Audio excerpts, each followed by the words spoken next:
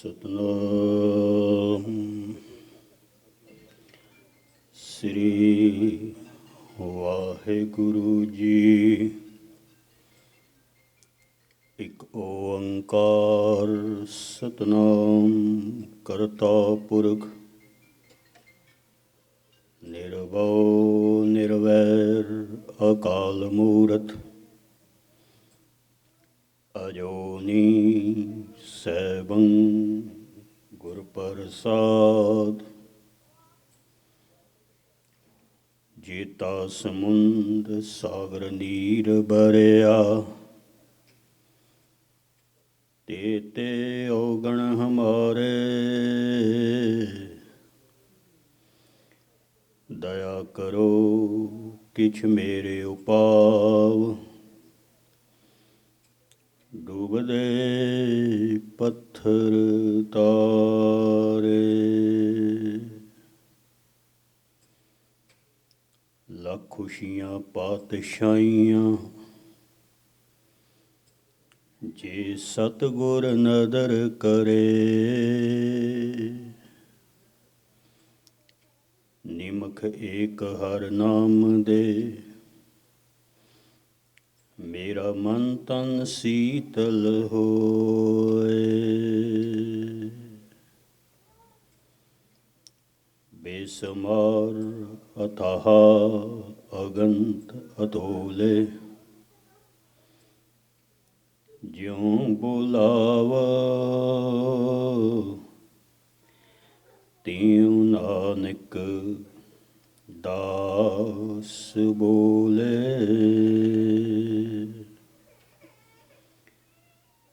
ਹੁਰਦਾਰ ਵਿਚਾਰ ਮੁਰਾਰ ਰਮੋਰਮ ਮਨ ਮੋਹਨ ਨਾਮ ਜਪੀਨੇ।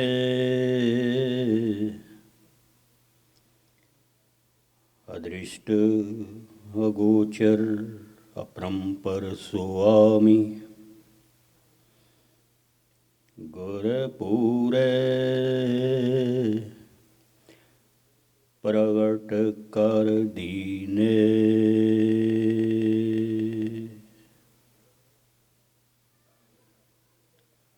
ਸਨਮਾਨਯੋਗ ਸਤਸੰਗਤ ਜੀਓ, ਗੁਰਮਤਿ ਗੁਰਬਾਣੀ ਇਤਿਹਾਸਕ ਵਿਚਾਰਾਂ ਆਰੰਭ ਕਰਾਂ। ਪੇਸ਼ਤਰ ਸਤਿਗੁਰ ਦੀ ਬਖਸ਼ਿਸ਼ ਨਿਮਰ ਫਤਿਹ ਕਬੂਲ ਕਰਨੀ। ਵਾਹਿਗੁਰੂ ਜੀ ਕਾ ਖਾਲਸਾ ਵਾਹਿਗੁਰੂ ਜੀ ਕੀ ਫਤਿਹ। ਅੱਜ ਦੇ ਸ਼ਾਮ ਦੇ ਵਿਸ਼ੇਸ਼ ਦੀਵਾਨ ਦੇ ਵਿੱਚ ਆਪ ਜੀ ਇਸ ਗੁਰੂ ਘਰ ਹਾਜ਼ਰੀ ਭਰ ਰਹੇ ਹੋ। ਸਾਲ ਦਾ ਆਖਰੀ ਦਿਨ ਤੇ ਨਵਾਂ ਸਾਲ ਨਿਊ ਈਅਰ ਦੀ ਆਰੰਭਤਾ ਜੋ ਦੁਨੀਆ ਦਾ ਇਹ ਸ਼ਹਿਰ ਨਿਊਯਾਰਕ ਹੈ ਉਹਦੇ ਵਿੱਚ ਆਪ ਜੀ ਗੁਰੂ ਦਰਬਾਰ ਦੇ ਵਿੱਚ ਹਾਜ਼ਰੀ ਭਰ ਰਹੇ ਹੋ। ਕਿਉਂਕਿ ਜ਼ਿੰਦਗੀ ਦੇ ਵਿੱਚ ਸਮਾਂ ਵਕਤ ਗੁਜ਼ਰੀ ਜਾ ਰਿਹਾ ਹੈ, ਚੱਲੀ ਜਾ ਰਿਹਾ ਹੈ। ਜੋ ਨਹੀਂ ਰੁਕਦਾ ਤੋ ਕਹਿੰਦੇ ਨੇ ਸਮਾਂ ਨਹੀਂ ਰੁਕਦਾ, ਟਾਈਮ ਨਹੀਂ ਰੁਕਦਾ, ਬਾਕੀ ਸਭ ਕੁਝ ਰੁਕ ਜਾਂਦਾ ਹੈ। ਬਾਕੀ ਸਭ ਕੁਝ ਸਟਾਪ ਹੋ ਜਾਂਦਾ ਹੈ। ਸਮਾਂ ਵਕਤ ਚੱਲੀ ਜਾ ਰਿਹਾ ਹੈ। Time is always running running running. ਤੋ ਅੱਜ ਜੋ ਸਮਾਂ ਹੈ ਉਹ 2020 ਖਤਮ ਹੋ ਰਿਹਾ ਹੈ। 2021 ਆਰੰਭ ਹੋ ਰਿਹਾ ਹੈ। ਤੇ ਸਾਡੇ ਦੇਸ਼ ਦੀ ਇੱਕ ਪੁਰਾਣੀ ਪਰੰਪਰਾ ਹੈ, ਰੀਤੀ ਰਿਵਾਜ਼ ਹੈ ਕਿ ਜਦ ਵੀ ਕੋਈ ਨਵਾਂ ਕੰਮ ਆਰੰਭ ਕਰਨਾ ਹੈ ਜਾਂ ਨਵਾਂ ਕੋਈ ਸਿਸਟਮ ਆਰੰਭ ਹੋ ਰਿਹਾ ਹੈ ਤੇ ਉਸ ਵਾਹਿਗੁਰੂ ਦੀ ਸ਼ਰਨ ਲੈਣੀ ਹੈ। ਵਾਹਿਗੁਰੂ ਦਾ ਓਟ ਆਸਰਾ ਲੈਣਾ ਹੈ, ਕਿਉਂਕਿ ਉਸ ਵਾਹਿਗੁਰੂ ਤੋਂ ਬਿਨਾਂ, ਭਗਵਾਨ ਤੋਂ ਬਿਨਾਂ, ਰਾਮ ਤੋਂ ਬਿਨਾਂ ਦਰਅਸਲ ਕੋਈ ਆਸਰਾ ਹੈ ਹੀ ਨਹੀਂ ਹੈ।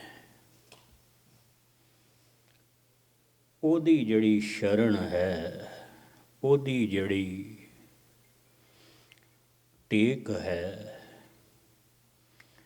ਮਹਾਰਾਜ ਨੇ ਬਾਰ-ਬਾਰ ਬਾਣੀ ਦੇ ਵਿੱਚ ਤਾਕੀਦ ਕੀਤੀ, ਐ ਮਨੁੱਖ ਤੂੰ ਵਾਹਿਗੁਰੂ ਦੀ ਸ਼ਰਨ ਲੈ, ਉਹਦਾ ਆਉਟ ਆਸਰਾ ਲੈ, ਉਹਦੀ ਟੇਕ ਲੈ। ਭਗਤ ਨਾਮਦੇਵ ਜੀ ਦਾ ਇੱਕ ਬੜਾ ਸੁੰਦਰ ਬੋਲ ਹੈ, ਥੋੜਾ ਧਿਆਨ ਨਾਲ ਸਰਵਣ ਕਰਨਾ। ਸ਼੍ਰੀ ਨਾਮਦੇਵ ਜੀ ਮਹਾਰਾਜ ਇੱਕ ਉਦਾਹਰਣ ਦੇ ਰਹੇ। ਵੈਸੇ ਤੇ ਨਵੇਂ ਸਾਲ ਤੇ ਸ਼੍ਰੀ ਨਾਮਦੇਵ ਜੀ ਦਾ ਇਹ ਸ਼ਬਦ ਵੀ ਗਾਇਆ ਜਾਂਦਾ ਹੈ, ਹੱਲੇ ਯਾਰਾਂ, ਹੱਲੇ ਯਾਰਾਂ, ਖੁਸ਼ਖਬਰੀ ਨੀਕੀ ਤੇਰੀ ਬਿਗਾਰੀ, ਆਲੇ ਤੇਰਾ ਨਾਉ ਖੁਸ਼ਖਬਰੀ ਹੈ। ਆਨੰਦ ਹੈ, ਵਿਜ਼ਡਮ ਹੈ, ਹੱਲੇ ਯਾਰਾਂ, ਹੱਲੇ ਯਾਰਾਂ, ਖੁਸ਼ਖਬਰੀ ਨੀਕੀ ਤੇਰੀ ਬਿਗਾਰੀ। ਤੋ ਇੱਥੋਂ ਇੱਕ ਗੱਲ ਥੋੜ੍ਹੀ ਜਿਹੀ ਸਪਸ਼ਟ ਇਹ ਵੀ ਹੁੰਦੀ ਹੈ ਕਿ ਭਗਤ ਨਾਮਦੇਵ ਜੀ ਦਾ ਜਨਮ ਮਹਾਰਾਸ਼ਟਰ 'ਚ ਹੋਇਆ ਹੈ ਅਤੇ ਮਹਾਰਾਸ਼ਟਰ ਦਾ ਉਹ ਇਲਾਕਾ ਜਿਹੜਾ ਪੂਨੇ ਤੋਂ ਥੋੜ੍ਹੀ ਦੂਰੀ 'ਤੇ ਹੈ। ਤੋ ਇਹ ਸ਼ਬਦ ਤੋਂ ਐਸਾ ਪ੍ਰਤੀਤ ਹੁੰਦਾ ਹੈ ਕਿ ਸ਼੍ਰੀ ਨਾਮਦੇਵ ਜੀ ਦੇ ਸਮੇਂ ਵਕਤ ਭਾਰਤ ਦੇ ਵਿੱਚ ਇਸਲਾਮ ਆ ਚੁੱਕਿਆ ਸੀ, ਇਸਲਾਮ ਪੈਰ ਪਸਾਰ ਚੁੱਕਿਆ ਸੀ, ਕਿਉਂਕਿ ਇਸ ਸ਼ਬਦ ਦੇ ਵਿੱਚ ਉਹਨਾਂ ਨੇ ਜਿਹੜੇ ਸ਼ਬਦ ਵਰਤੇ ਹੈ ਉਹ ਅਰਬੀ ਦੇ ਹੈ, ਉਹ ਫਾਰਸੀ ਦੇ ਹੈ। ਮੈਂ ਪੰਗਤੀਆਂ ਫਿਰ ਦੁਹਰਾ ਦਿਆਂ, ਹੱਲੇ ਯਾਰਾ, ਹੱਲੇ ਯਾਰਾ, ਖੁਸ਼ਖਬਰੀ, ਖੁਸ਼ਖਬਰੀ ਖੁਸ਼ੀ ਦਾ ਸਮਾਗਮ, ਖੁਸ਼ੀ ਦਾ ਮੌਕਾ। ਨੀਕੀ ਤੇਰੀ ਬਿਗਾਰੀ, ਆਲੇ ਤੇਰਾ ਨਾਉ। ਫਾਰਸੀ ਦੇ ਸ਼ਬਦ ਹੈ, ਪਰਸ਼ੀਅਨ ਦੇ ਸ਼ਬਦ ਹੈ ਜੋ ਸ਼੍ਰੀ ਨਾਮਦੇਵ ਜੀ ਨੇ ਇਸ ਸ਼ਬਦ ਦੇ ਵਿੱਚ ਵਰਤੇ ਹੈ। ਸਾਡੇ ਦੇਸ਼ ਦੇ ਕੁਝ ਅਧਿਆਤਮਕ ਚਿੰਤਕਾਂ ਨੇ ਇਹ ਵੀ ਐਸਾ ਵੀ ਕਿਹਾ ਹੈ ਕਿ ਪਰਮਾਤਮਾ ਦੇ ਦੋ ਰੂਪ ਹਨ, ਇੱਕ ਹੈ ਸੁਰਗਣ, ਇੱਕ ਹੈ ਨਿਰਗੁਣ। ਇੱਕ ਹੈ ਨਿਰਗੁਣ, ਇੱਕ ਹੈ ਸੁਰਗਣ। ਜਿਵੇਂ ਪਰਮਾਤਮਾ ਦੇ ਦੋ ਰੂਪ ਹਨ, ਨਿਰਗੁਣ, ਸੁਰਗਣ, ਸੁਰਗੁਣ, ਨਿਰਗੁਣ। ਇਸੇ ਢੰਗ ਨਾਲ ਮੈਂ ਕਈ ਦਫਾ ਅਰਜ਼ ਕੀਤੀ ਹੈ, ਸਾਡੇ ਵੀ ਦੋ ਹੀ ਰੂਪ ਹੈ। ਹਰ ਮਨੁੱਖ ਦੇ ਦੋ ਹੀ ਰੂਪ ਹੈ, ਇੱਕ ਹੈ ਤਨ, ਇੱਕ ਹੈ ਮਨ। ਤਨ ਦਿਖਾਈ ਦਿੰਦਾ ਹੈ, ਮਨ ਦਿਖਾਈ ਨਹੀਂ ਦਿੰਦਾ। ਸਰੀਰ ਦਿਖਾਈ ਦਿੰਦਾ ਹੈ, ਮਾਈਂਡ ਦਿਖਾਈ ਨਹੀਂ ਦਿੰਦਾ, ਉਹ ਅਦ੍ਰਿਸ਼ ਹੈ। ਜਿਵੇਂ ਅਸੀਂ ਸਰੀਰ ਕਰਕੇ ਇੱਥੇ ਬੈਠੇ ਹਾਂ, ਦਿਖਾਈ ਦੇ ਰਿਹਾ ਹੈ, ਮੈਨੂੰ ਵੀ ਦੇ ਰਿਹਾ ਹੈ, ਤੁਹਾਨੂੰ ਵੀ ਦੇ ਰਿਹਾ ਹੈ, ਪਰ ਹੋ ਸਕਦਾ ਮਨ ਕਰਕੇ ਇੱਥੇ ਨਾ ਬੈਠੇ ਹੋਈਏ, ਮਨ ਕਿਧਰੇ ਹੋਰ ਹੀ ਹੋਵੇ, ਧਿਆਨ ਕਿਧਰੇ ਹੋਰ ਹੀ ਹੋਵੇ। ਤੋ ਮੈਂ ਅਰਜ਼ ਕਰ ਰਿਹਾ ਸੀ, ਜਿਵੇਂ ਸਾਡੇ ਦੋ ਰੂਪ ਹੈ, ਤਨ ਮਨ। ਅਸੀਂ ਸਿਰਫ ਤਨ ਨਹੀਂ ਹੈ, ਅਸੀਂ ਮਨ ਵੀ ਹੈ। ਅਸੀਂ ਸਿਰਫ ਮਨ ਨਹੀਂ ਹੈ, ਅਸੀਂ ਆਤਮਾ ਵੀ ਹੈ। ਤੋ ਪ੍ਰਭੂ ਦੇ, ਭਗਵਾਨ ਦੇ ਦੋ ਰੂਪ ਹਨ, ਨਿਰਗੁਣ ਸੁਰਗੁਣ। ਧੰਨ ਗੁਰੂ ਅਰਜਨ ਦੇਵ ਜੀ ਦੇ ਬੋਲ ਆਪ ਦੇ ਸਾਹਮਣੇ ਰੱਖਾਂ। ਸੁਰਗੁਣ ਨਿਰਗੁਣ ਨਿਰੰਕਾਰ ਸੁਨ ਸਮਾਧੀ ਆਪ। ਸੁਖਮਨੀ ਸਾਹਿਬ ਦੇ ਬੋਲ ਬੜੇ ਕੀਮਤੀ ਬੋਲ ਹੈ, ਸਲੋਕ ਹੈ। ਸੁਰਗੁਣ ਨਿਰਗੁਣ ਨਿਰੰਕਾਰ। ਉਹ ਵਾਹਿਗੁਰੂ ਸੁਰਗੁਣ ਵੀ ਹੈ, ਉਹ ਨਿਰਗੁਣ ਵੀ ਹੈ। ਸੁਰਗੁਣ ਰੂਪ ਦੇ ਵਿੱਚ ਪ੍ਰਭੂ ਦਿਖਾਈ ਦਿੰਦਾ ਹੈ ਕਿਸੇ ਸਰੂਪ ਦੇ ਵਿੱਚ, ਨਿਰਗੁਣ ਰੂਪ ਦੇ ਵਿੱਚ ਪ੍ਰਭੂ ਦਿਖਾਈ ਦਿੰਦਾ ਹੈ ਜੋਤ ਸਰੂਪ ਦੇ ਵਿੱਚ, ਪ੍ਰਕਾਸ਼ ਦੇ ਵਿੱਚ, ਲਾਈਟ ਦੇ ਵਿੱਚ, ਚਾਨਣੇ ਵਿੱਚ। ਸਾਡੇ ਦੇਸ਼ ਦੇ ਸਾਖੀਕਾਰਾਂ ਨੇ ਐਸਾ ਵੀ ਲਿਖਿਆ ਹੈ ਕਿ ਪ੍ਰਭੂ ਭਗਵਾਨ ਦੇ, ਵਾਹਿਗੁਰੂ ਦੇ ਜਿਹੜੇ ਸੁਰਗਣ ਰੂਪ ਹੈ, ਉਹਦੇ ਸਭ ਤੋਂ ਜ਼ਿਆਦਾ ਦੀਦਾਰ ਭਗਤ ਨਾਮਦੇਵ ਜੀ ਨੂੰ ਹੋਏ, ਸਭ ਤੋਂ ਜ਼ਿਆਦਾ। ਸਾਖੀਕਾਰਾਂ ਨੇ ਐਸਾ ਲਿਖਿਆ, 72 ਦਫਾ ਉਹਨਾਂ ਨੂੰ ਦਰਸ਼ਨ ਹੋਏ, 72 ਦਫਾ। ਬਿਲਕੁਲ ਸਾਖਸ਼ਾਤ ਭਗਵਾਨ ਦੇ ਦਰਸ਼ਨ ਸ਼੍ਰੀ ਨਾਮਦੇਵ ਜੀ ਨੂੰ ਹੋਏ ਹੈ। ਇੰਜ ਹੋਏ ਹੈ ਜਿਵੇਂ ਤੁਸੀਂ ਮੈਨੂੰ ਦੇਖ ਰਹੇ ਹੋ, ਮੈਂ ਤੁਹਾਨੂੰ ਦੇਖ ਰਿਹਾ, ਬਿਲਕੁਲ ਸਾਹਮਣੇ।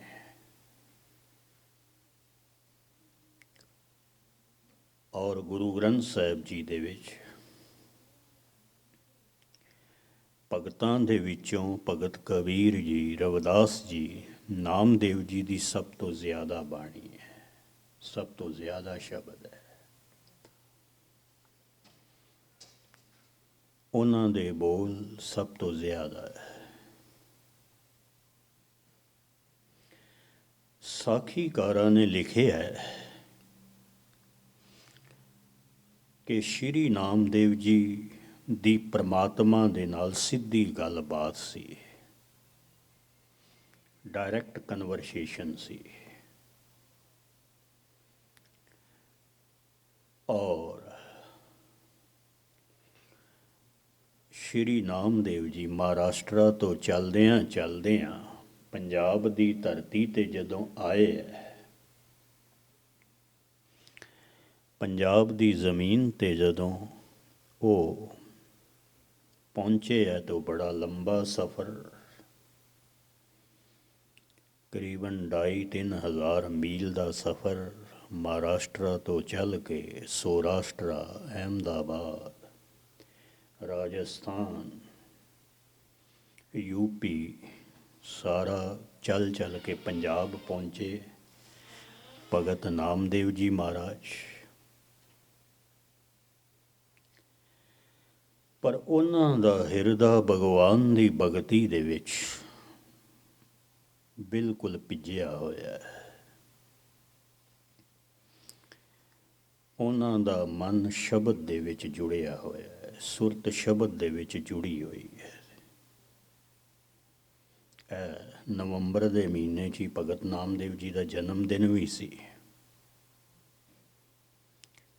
ਅਤੇ ਮੈਂ ਬਾਬਾ ਮੱਖਣ ਸ਼ਾਹ ਬੇਨਤੀ ਕੀਤੀ ਸੀ ਕਿ ਭਗਤਾਂ ਦੇ ਵਿੱਚੋਂ ਮਹਾਨ ਭਗਤ ਜੋ ਹਰ ਵੇਲੇ ਭਗਵਾਨ ਦੇ ਨਾਲ ਜੁੜੇ ਹਨ, ਵਾਹਿਗੁਰੂ ਨਾਲ ਜੁੜੇ ਹਨ, ਉਹਨਾਂ ਦੇ ਵਿੱਚੋਂ ਉੱਚ ਕੋਟੀ ਦੇ ਸ਼੍ਰੀ ਨਾਮਦੇਵ ਸਨ, ਕਬੀਰ ਸਨ, ਰਵਿਦਾਸ ਸਨ,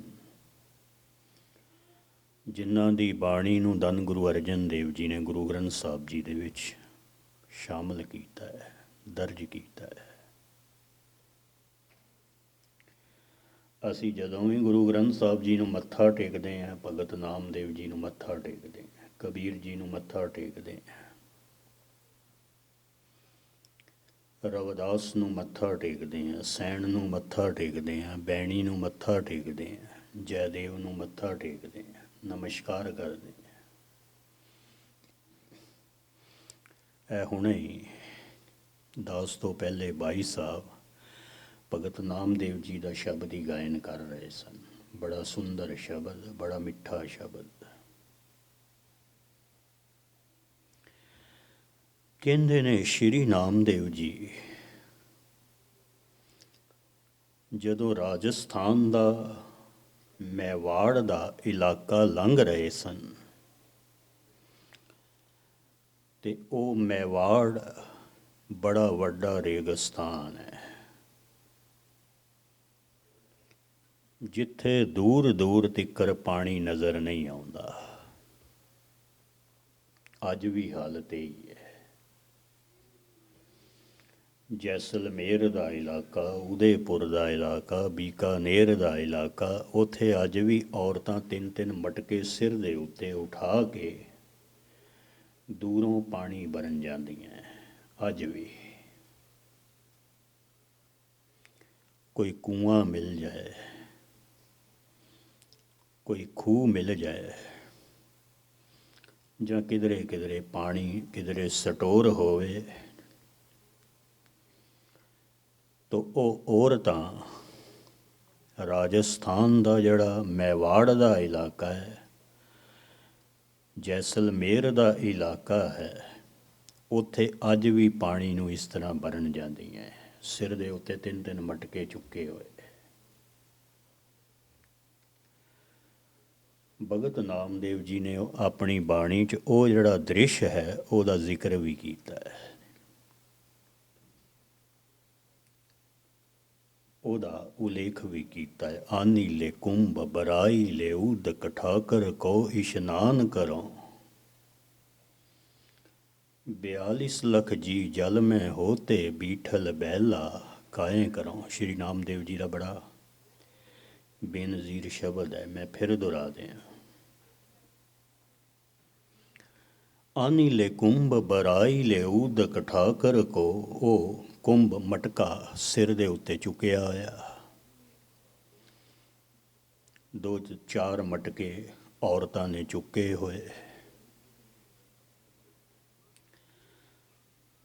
ਤੇ ਉਹ ਮਟਕਾ ਭਰ ਕੇ ਪਾਣੀ ਦਾ ਖੂਹਾਂ ਤੋਂ ਲਿਆਉਣਾ, ਕੂਇਆਂ ਤੋਂ ਲਿਆਉਣਾ, ਤੇ ਮੰਦਰ ਦੇ ਵਿੱਚ ਉਹਨੂੰ ਰੱਖਣਾ ਸਾਰਾ ਦਿਨ, ਉਹਦੇ ਵਿੱਚੋਂ ਹੀ ਪਾਣੀ ਪੀਣਾ। ਮੈਂ ਇਹ ਦ੍ਰਿਸ਼ ਅੱਜ ਵੀ ਜੈਪੁਰ ਦੇ ਵਿੱਚ ਦੇਖਿਆ,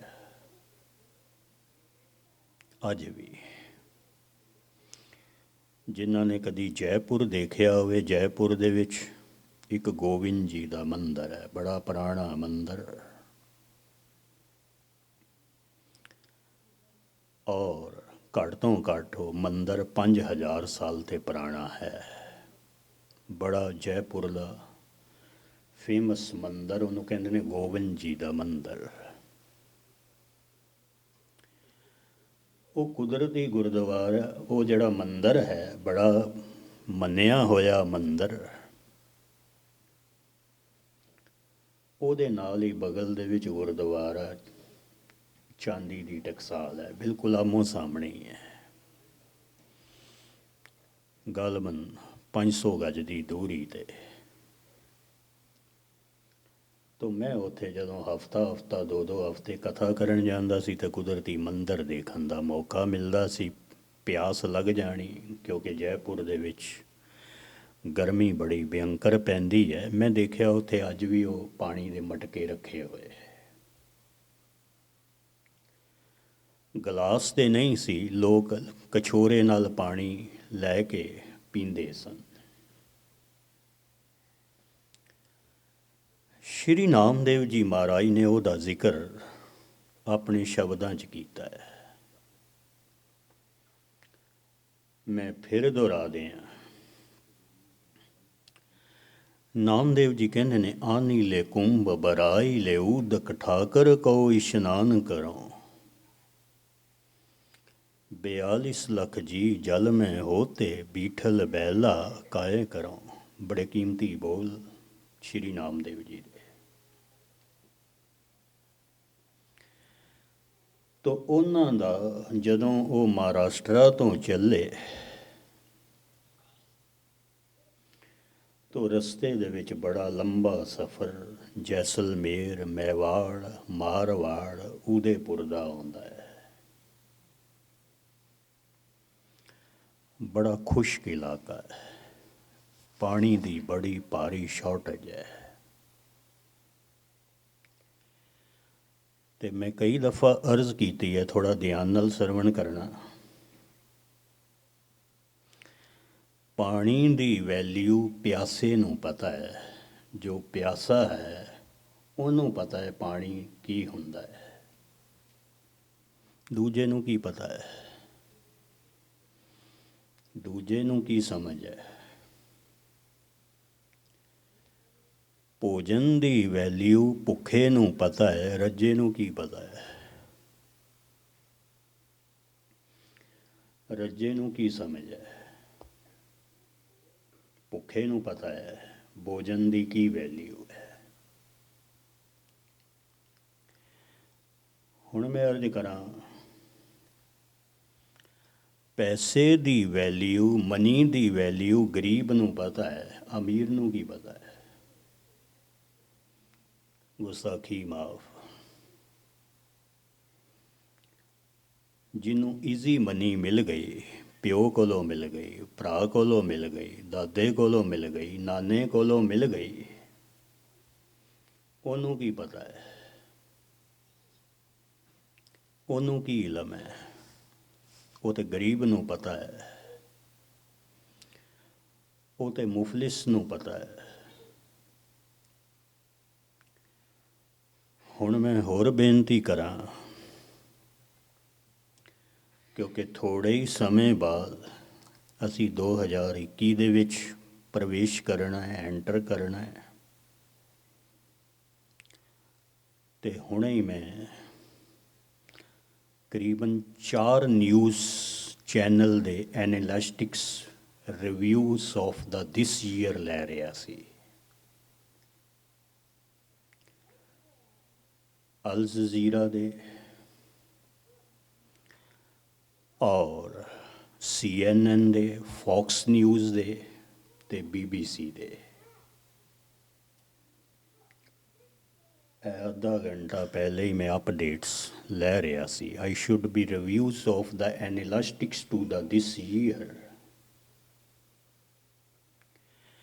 They said total spend of this year is very, very critical in the human life. ਬਕਾਇਦਾ, ਕਿਉਂਕਿ 1918 ਦੇ ਵਿੱਚ ਜਿਹੜਾ ਸਪੈਨਿਸ਼ ਫਲੂ ਆਇਆ ਭਾਰਤ ਦੇ ਵਿੱਚ, ਯੂਰਪ ਦੇ ਵਿੱਚ, ਜਿਹਨੇ ਬੜੀ ਤਬਾਹੀ ਮਚਾਈ, ਉਸ ਤੋਂ ਬਾਅਦ ਵਰਲਡ ਦੇ ਵਿੱਚ 2020 ਦਾ ਇਹ ਸਾਲ ਰਿਹਾ। ਮੈਂ ਹੁਣੇ CNN, ਫੌਕਸ ਨਿਊਜ਼ ਦਾ ਐਨਾਲਿਸਟਿਕ ਡਾਟਾ ਦੇਖ ਰਿਹਾ ਸੀ। 100 ਸਾਲ ਬਾਅਦ ਵਰਲਡ ਦੀ ਇਕੋਨਮੀ ਤਹਿਸ ਨਹਿਸ ਹੋ ਗਈ। ਯਾਤਾਯਾਤ ਬੁਰੀ ਤਰ੍ਹਾਂ ਪ੍ਰਭਾਵਿਤ ਹੋਇਆ। ਮਨੁੱਖਤਾ ਦੇ ਉੱਤੇ ਇਹ ਸਾਲ ਬੜਾ ਸੈਡ ਰਿਹਾ, ਬੜਾ ਭਿਅੰਕਰ, ਤਬਾਹੀ ਵਾਲਾ ਰਿਹਾ। ਔਰ ਮੈਂ ਅਰਜ਼ ਕਰਾਂ, ਇਸ ਸਾਲ ਨੇ ਇੱਕ ਗੱਲ ਹਿਊਮਨ ਬੀਇੰਗ ਨੂੰ ਇਹ ਵੀ ਸਿਖਾਈ ਕਿ ਹੈਲਥ ਦੀ ਵੈਲਿਊ ਕੀ ਹੈ, ਸਿਹਤ ਦੀ ਵੈਲਿਊ ਕੀ ਹੈ। ਲੋਕੀ ਭਗਵਾਨ ਕੋਲੋਂ ਧਨ ਮੰਗਦੇ ਸਨ, ਘਰ ਮੰਗਦੇ ਸਨ, ਪਰਿਵਾਰ ਮੰਗਦੇ ਸਨ, ਪਰ ਇਸ ਸਾਲ ਨੇ ਬੰਦੇ ਨੂੰ ਰਿਅਲਾਈਜ਼ ਕਰਾ ਦਿੱਤਾ ਸਭ ਤੋਂ ਜ਼ਿਆਦਾ ਹੈਲਥ ਕੀ ਹੈ, ਤੰਦਰੁਸਤੀ ਕੀ ਹੈ। ਔਰ ਸਮਾਂ ਆਇਆ, ਇਸ ਸਾਲ ਬੰਦੇ ਨੂੰ ਸਿੱਖਣ ਲਈ ਮਿਲਿਆ ਤੇ ਇੱਕ ਪੋਸਟ ਬੜੀ ਵਾਇਰਲ ਹੋਈ ਕਿ ਬੰਦਾ ਹੁਣ ਹਰ ਜਿਹੜਾ ਬਸ਼ਰ ਹੈ ਉਹ ਤੰਦਰੁਸਤੀ ਦੀ ਮੰਗ ਕਰਦਾ ਹੈ, ਹੈਲਥ ਦੀ ਮੰਗ ਕਰ ਰਿਹਾ ਹੈ, ਸਰੀਰ ਦੀ ਸਿਹਤਯਾਬੀ ਦੀ ਕਾਮਨਾ ਕਰ ਰਿਹਾ ਹੈ। ਜਹ ਪ੍ਰਸਾਦ ਅਰੋਗ ਕੰਚਨ ਦੇਹੀ, ਵਾਹਿਗੁਰੂ ਕੋਲੋਂ ਅਰਦਾਸ ਕਰ ਰਿਹਾ ਹੈ ਹੈਲਥ ਦੀ ਵੈਲਿਊ, ਹੈਲਥ ਦੀ ਇੰਪੋਰਟੈਂਟ ਇਸ ਸਾਲ ਬੰਦੇ ਨੂੰ ਸਿਖਾਈ। ਮੈਂ ਅਰਜ਼ ਕਰ ਰਿਹਾ ਸੀ, ਤੰਦਰੁਸਤੀ ਦੀ ਵੈਲਿਊ ਰੋਗੀ ਨੂੰ ਪਤਾ ਹੈ, ਪਾਣੀ ਦੀ ਵੈਲਿਊ ਪਿਆਸੇ ਨੂੰ ਪਤਾ ਹੈ, ਭੋਜਨ ਦੀ ਵੈਲਿਊ ਭੁੱਖੇ ਨੂੰ ਪਤਾ ਹੈ। ਤੇ ਹੁਣ ਜਿਹੜੇ ਮੈਂ ਸ਼ਬਦ ਕਹਿ ਰਿਹਾ ਥੋੜ੍ਹੇ ਧਿਆਨ ਨਾਲ ਸਰਵਣ ਕਰਨਾ, ਭਗਵਾਨ ਦੀ ਵੈਲਿਊ ਭਗਤ ਨੂੰ ਪਤਾ ਹੈ, ਭਗਵਾਨ ਦੀ ਵੈਲਿਊ ਗੁਰਮੁਖ ਨੂੰ ਪਤਾ ਹੈ। ਇਸ ਨੂੰ ਮੈਂ ਕਈ ਦਫਾ ਥੋੜ੍ਹਾ ਜਿਹਾ ਹੋਰ ਵੀ ਬਿਆਨ ਕਰਨਾ, ਖੁਲਾਸਾ ਕਰਦੇ ਹਾਂ। ਪਿਓ ਦੀ ਵੈਲਿਊ ਉਹਨੂੰ ਪਤਾ ਹੈ ਜਿਹਦਾ ਪਿਓ ਹੈ ਨਹੀਂ ਹੈ, ਮਾਂ ਦੀ ਵੈਲਿਊ ਉਹਨੂੰ ਪਤਾ ਹੈ ਜਿਹਦੀ ਮਾਂ ਹੈ ਨਹੀਂ ਹੈ, ਯਤੀਮ ਹੈ, ਉਹਨੂੰ ਪਤਾ ਮਾਂ ਕੀ ਹੁੰਦੀ ਹੈ। ਤਾਂ ਮੈਂ ਅਰਜ਼ ਕਰ ਰਿਹਾ ਸੀ, ਰਾਜਸਥਾਨ ਦੇ ਵਿੱਚ ਪਾਣੀ ਦੀ ਬੜੀ ਭਾਰੀ ਕਿੱਲਤ, ਭਗਤ ਨਾਮਦੇਵ ਜੀ ਜਦੋਂ ਉੱਥੋਂ ਗੁਜ਼ਰੇ ਤੇ ਉਹਨਾਂ ਦੇ ਅੱਗੇ ਇੱਕ ਪਗੜੀ ਅਰਬੀ ਸਟਾਈਲ ਦੇ ਵਿੱਚ ਬੰਦੇ ਨੇ ਬੰਦੀ ਹੋਈ ਅੱਗੇ ਅੱਗੇ ਚੱਲ ਰਿਹਾ, ਜਿਵੇਂ ਮੁਗਲਾਂ ਨੇ ਬੰਨੀ ਹੋਈ ਸੀ, ਉਹ ਅੱਗੇ ਅੱਗੇ ਚੱਲ ਰਿਹਾ। ਤੇ ਭਗਤ ਮਾਲਾ ਦੇ ਵਿੱਚ ਲਿਖਿਆ ਹੈ, ਸ਼੍ਰੀ ਨਾਮਦੇਵ ਜੀ ਨੇ ਜਦੋਂ ਉਹਦੇ ਵੱਲ ਦੇਖਿਆ ਤੇ ਉਹਨੇ, ਅਰੇਬੀਅਨ ਨੇ ਸ਼੍ਰੀ ਨਾਮਦੇਵ ਜੀ ਵੱਲ ਦੇਖਿਆ ਤੇ ਉੱਥੇ ਉਹਨਾਂ ਨੂੰ ਖੁਦਾ ਦੇ ਦਰਸ਼ਨ ਹੋਏ, ਭਗਵਾਨ ਦੇ ਦਰਸ਼ਨ ਹੋਏ, ਜ਼ਿਆਰਤ ਹੋਈ। ਉੱਥੇ ਸ਼੍ਰੀ ਨਾਮਦੇਵ ਜੀ ਕਹਿੰਦੇ ਨੇ ਸਭ ਤੋਂ ਖੁਸ਼ੀ ਦਾ ਸਮਾਂ, ਸਭ ਤੋਂ ਆਨੰਦ ਦਾ ਸਮਾਂ ਕੀ ਹੈ? ਹੱਲੇ ਯਾਰਾ, ਹੱਲੇ ਯਾਰਾ, ਖੁਸ਼ਖਬਰੀ ਨੀਕੀ ਤੇਰੀ ਬਿਗਾਰੀ, ਆਲੇ ਤੇਰਾ ਨਾਉ। ਉਹ ਸਮਾਂ ਹੀ ਖੁਸ਼ੀ ਦਾ ਹੈ ਜਿਹੜਾ ਭਗਵਾਨ ਦੇ ਨਾਲ ਬੀਤ ਜਾਏ, ਜਿਹੜਾ ਰਾਮ ਦੇ ਨਾਲ ਬੀਤ ਜਾਏ, ਜਿਹੜਾ ਗੁਰੂ ਨਾਲ ਬੀਤ ਜਾਏ। ਤੋ ਅੱਜ ਖੁਸ਼ੀ ਦਾ ਸਮਾਂ ਹੈ, ਨਵਾਂ ਸਾਲ ਆਰੰਭ ਹੋ ਰਿਹਾ ਹੈ। ਗੁਰੂ ਦੀ ਗੋਦ ਦੇ ਵਿੱਚ ਬੈਠ ਕੇ ਅਸੀਂ ਅਰਦਾਸ ਕਰੀਏ, ਪ੍ਰਾਰਥਨਾ ਕਰੀਏ, ਹੱਲੇ ਯਾਰਾ, ਹੱਲੇ ਯਾਰਾਂ, ਖੁਸ਼ਖਬਰੀ ਨੀਕੀ ਤੇਰੀ ਬਿਗਾਰੀ, ਆਲੇ ਤੇਰਾ ਨਾਉ। ਲੱਖ ਖੁਸ਼ੀਆਂ ਪਾਤਸ਼ਾਹੀਆਂ, ਜੇ ਸਤਿਗੁਰ ਨਦਰ ਕਰੇ। ਉਹ ਵਾਹਿਗੁਰੂ ਨਵਾਂ ਸਾਲ, ਨਵਾਂ ਵਰਸ਼ ਖੁਸ਼ੀਆਂ ਖੇੜਿਆਂ ਨਾਲ ਸਭ ਦਾ ਭਰੇ। ਨਵਾਂ ਸਾਲ ਜਿਹੜਾ ਹੈ, my best wishes for everyone, for everybody. They live happily, fortunate, cheerful, enjoyable this coming year. Waheguru ਸਭ 'ਤੇ ਰਹਿਮਤ ਕਰੇ। ਰੋ ਵਿਚਾਰਾਂ ਕੱਲ੍ਹ ਦੇ ਦੀਵਾਨ ਦੇ ਵਿੱਚ ਅਗਲਾ ਪ੍ਰੋਗਰਾਮ ਸਰਵਣ ਕਰੋ। ਹਾਰਦਿਕ ਸ਼ੁਭ ਕਾਮਨਾਵਾਂ, ਹਾਰਦਿਕ ਵਧਾਈਆਂ। ਗੁਰੂ ਬਾਬਾ ਕਿਰਪਾ ਕਰਨ, ਇਤਨੀ ਸੇਵਾ ਪ੍ਰਵਾਨ ਕਰਨੀ। ਵਾਹਿਗੁਰੂ ਜੀ ਕਾ ਖਾਲਸਾ, ਵਾਹਿਗੁਰੂ ਜੀ ਕੀ ਫਤਿਹ। ਇਸ ਸੰਸਕਾਰ ਜੀ ਗਿਆਨੀ ਭੁਪਿੰਦਰ ਸਿੰਘ ਜੀ ਮਸਕੀਨ, ਜਿਨ੍ਹਾਂ ਨੇ ਆਪਾਂ ਨੂੰ ਗੁਰਬਾਣੀ ਵਿਚਾਰ, ਗੁਰਮਤਿ ਵਿਚਾਰਾਂ ਸਰਵਣ ਕਰਵਾਈਆਂ ਹਨ, ਬਹੁਤ ਬਹੁਤ ਧੰਨਵਾਦ ਹੈ ਭਾਈ ਸਾਹਿਬ ਜੀ ਦਾ। ਆਓ ਨਮਸਕਾਰ ਭਾਈ ਸਾਹਿਬ, ਭਾਈ ਸਿਮਰਨਜੀਤ ਸਿੰਘ ਜੀ ਆਪਾਂ ਨੂੰ 8 ਵਜੇ 25 ਮਿੰਟ ਦਾ ਦੀਵਾਨ ਪੜ੍ਹਨਗੇ। ਅੱਜ ਜੋ ਆਪ ਸੰਗਤਾਂ ਅੱਜ ਸ਼ਾਮ ਦੇ ਦੀਵਾਨਾਂ ਵਿੱਚ ਵਿਸ਼ੇਸ਼ ਤੌਰ 'ਤੇ